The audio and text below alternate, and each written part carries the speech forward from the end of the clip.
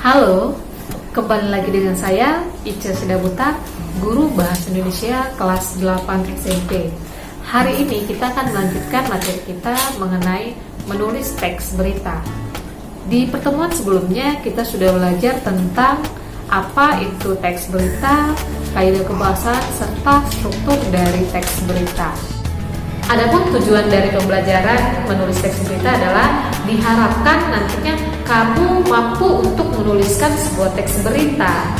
Jadi kemampuanmu atau keahlianmu akan semakin diasah dalam menulis sebuah teks berita. Dalam menulis sebuah teks berita ada beberapa hal yang perlu diperhatikan.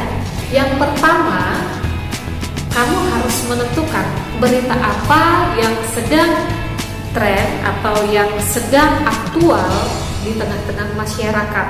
Aktual artinya yang terbaru atau yang sedang banyak dibicarakan oleh masyarakat.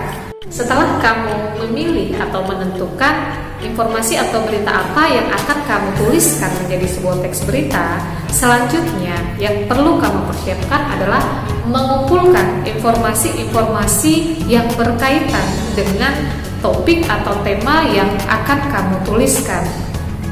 Informasi-informasi yang sudah kamu kumpulkan tadi kemudian kamu susun menjadi atau dalam unsur-unsur pertanyaan yang dikenal dengan adiksimba atau dalam bahasa Inggris dikenal dengan 5W tambah 1H. Apa itu adiksimba? Kemarin kita sudah pelajari, yaitu apa, di mana, kapan, siapa, mengapa, dan bagaimana.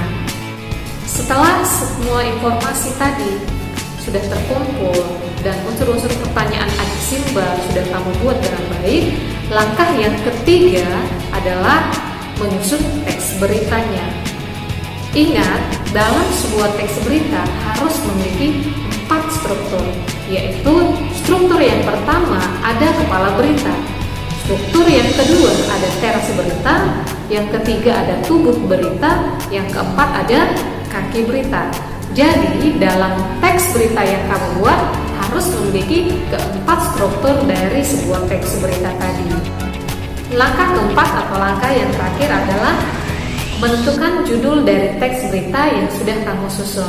Sebelumnya kamu sudah menentukan topik, yang kedua kamu sudah mengumpulkan informasi, yang ketiga kamu menyusun informasi-informasi tadi menjadi sebuah teks berita yang utuh, dan yang terakhir kamu menentukan judul apa yang menarik dari berita yang sudah kamu susun. Demikianlah ada 4 langkah yang perlu kamu perhatikan dalam menyusun sebuah teks berita. Terima kasih, semoga pelajaran ini dapat kamu serap dan dapat kamu terima. Sampai berjumpa di pertemuan selanjutnya.